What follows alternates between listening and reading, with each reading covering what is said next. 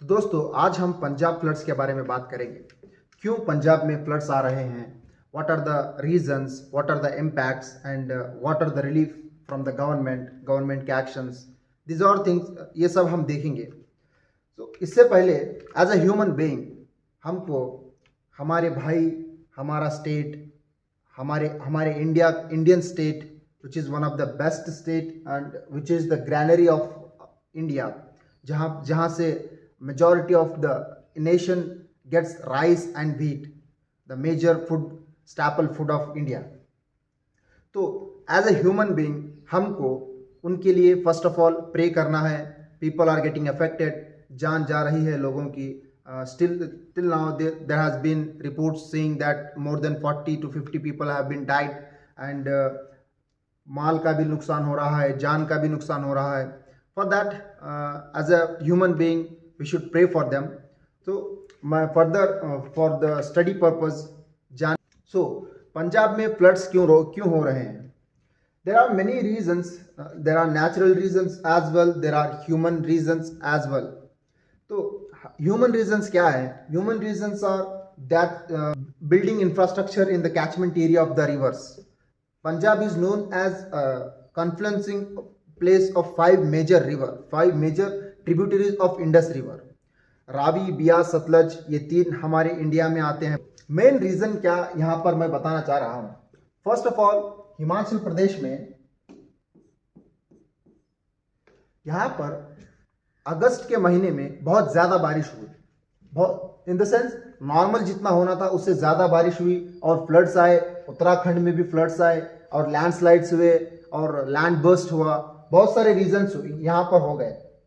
तो यहाँ पर रेनफॉल ज़्यादा होने की वजह से यहाँ पर जो ये रिवर्स का कैचमेंट एरिया था, जो रावी, बियास, सतलज का जो कैचमेंट एरिया था वो ऑलरेडी फिल्ड हो गया।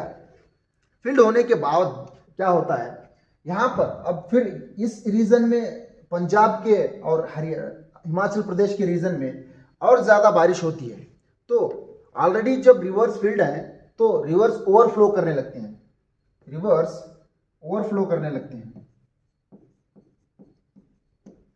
तो ओवरफ्लो करने की वजह से क्या होता है, फ्लडिंग हो जाती है। और there are many reasons as well. Natural reason तो होगा और ह्यूमन रीजंस मैंने बताया कि building infrastructure in the catchment area of the rivers, जहां पर जिससे क्या होता है, रिवर की कैपेसिटी कम हो जाती है। अगर हम इंफ्रास्ट्रक्चर रिवर की कैचमेंट एरिया में लेके जाएंगे, रिवर के नेचुरल प्लेसेस में लेके जाएंगे, तो the capacity of the river holding the water and water flow will be reduced. तो यहाँ पर ये रीजन है नेचुरल।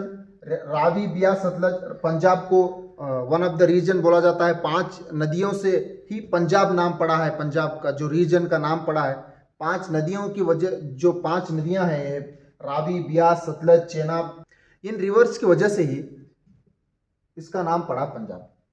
तो ये एक ज्योग्राफिकल रीजन है। ये there are many other reasons as I have written here.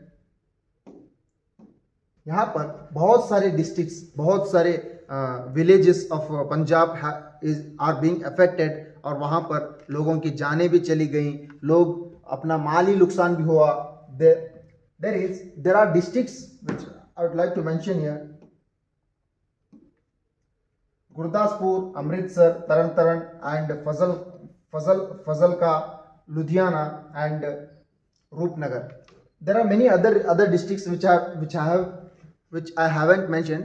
तो इन सारे रीजन्स में, पंजाब के इस पूरे डिस्ट्रिक्ट्स में फ्लडिंग आई और विलेजेस में बहुत सारा reasons I have written here.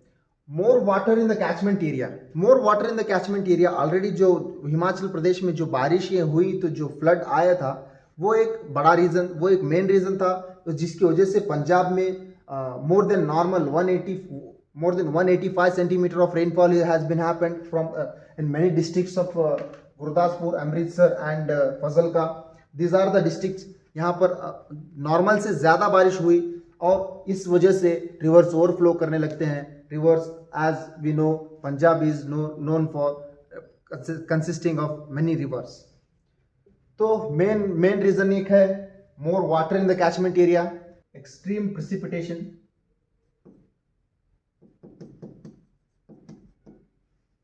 Extreme precipitation एक रीजन है।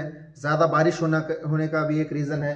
और डैम ओपनिंग, सी डैम्स को ओपन किया गया, डैम्स जहाँ पर पोंग डैम, रंजीत सागर डैम है, पोंग डैम है और गोविंद सागर डैम है, इनको ओपन किया गया। इनको ओपन करना भी एक रीज़न है, क्योंकि अगर डैम्स की तबाही हो गई, डैम्स ओवरफ्लो करने लग गए, डैम्स टूट गए, तब फ्लड्स को रोक नहीं सकते। डैम्स को ऑलरेडी खुला रखा जाए तो that is one kind of better decision.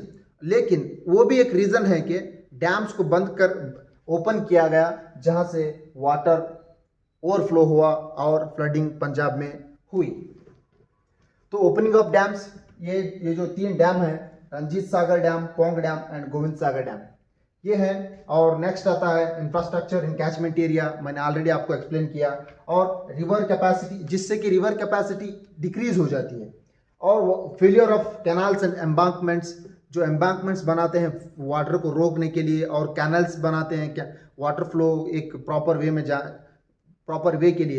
Failure of canals and catchment area का और कैनाल्स का फेलियर भी एक रीजन है।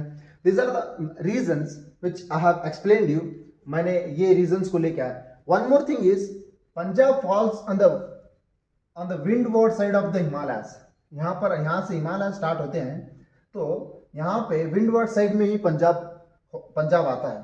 तो विंडवर्ड साइड रहने की वजह से भी नॉर्मल रेनफॉल से ज़्यादा रेनफॉल हुआ, प्रेसिपिटेशन हुआ। और मेट्रोलॉजिकल डिपार्टमेंट के जरिए से भी हमको एक इंफॉर्मेशन मिलती है कि यहाँ पर साइक्लोनिक एटमॉस्फेयर यहाँ पर डेवलप हुआ था, जो कि मोर मानसूनिक विंड्स को अट्रैक्ट करता है, अट्रैक्ट करके यहाँ पर और ज़्यादा रेनफॉल देता है। तो वेस्टर्न डिस्टर्बेंसेस का भी यहाँ पर एक रीज़न हो सकता है, क्योंकि वेस्टर्न डिस्टर्बेंस भी यहाँ पर प्रिवेल था, या अब प्रेजेंट में नहीं था लेकिन प्रिवेलिंग कंडीशन में था। और उसको और एक हीटिंग फोर्स क्या था, the another one is cyclonic atmosphere present over there. तो ये सारे रीजंस थे, और इनके इम्पैक्ट मुझे बताना है आपको। Due to the floodings of Punjab, impacts क्या हुआ, इम्पैक्ट्स क्या हो सकते हैं इंडिया में, और इम्पैक्ट्स वर्ल्ड को क्या हो सकते हैं। पंजाब के फ्लडिंग से इम्पैक्ट्स क्या हुए, मैंने लिखा है, there has been 3 lakh acres of farmland got impacted, and there has been more than 1600 villages got impacted, and lakhs of people got affected, and more than 40 to 50 people have been died. ये एक major impact है। और as we know, Punjab and Haryana are known as the granaries of India, जिसमें जो India का staple food है, rice and wheat, ये जो स्टैपल फूड है इंडिया का, इसका ज़्यादातर उत्पादन, ज़्यादातर प्रोडक्शन यहाँ से होता है, पंजाब और हरियाणा से। और India is one of the second largest producer and exporter of rice, as we all know, second largest exporter of rice, जिससे कि फूड इन्फ्लेशन होने के बहुत सारे, इसकी वजह से फूड इन्फ्लेशन होने के भी चांसेस हैं। See, if India got affected, this can lead to the effect in the whole world as well, because India is second largest exporter. और फूड इन्फ्लेशन होने का भी एक चांस है। तो therefore there will be deficit in the production of rice in India. Rice का production होने में डेफिसिट हुआ तो इससे एक्सपोर्ट कम हो जाएंगे, जिससे कि फूड इन्फ्लेशन आएगा। ये भी एक मेन रीजन है, आपको याद रखिए। और see, if Punjab is getting affected from floods, it doesn't mean that only that Punjab is facing. That means that हमको वो अपने हैं, ये द फीलिंग ऑफ ब्रदरहुड, जो कि हमारे फंडामेंटल ड्यूटीज बोलते हैं, जो कि हमारे DPSP में है, जो कि हमारा फंडामेंटल थिंग है इंडिया का, जो नेचर है इंडिया का, we the people of India, हम सब एक है। There has been help and reliefs coming from BSF and NDRF and army and government of that state of Punjab and Gurudwaras. Punjab people are very helping nature people, and they are more generous and humble people. उनके लिए अब उनके ऊपर मुश्किलात आए हैं, तो अब हमारी भी ड्यूटी बनती है कि उनके लिए प्रे करें, उनके लिए जो भी हो सके रिलीफ भेज सकें तो रिलीफ भेजें। और गवर्नमेंट ऑफ इंडिया को इसके ऊपर एक्शन लेना ज़रूरी है, और डिज़ास्टर मैनेजमेंट की इम्प्रूवमेंट और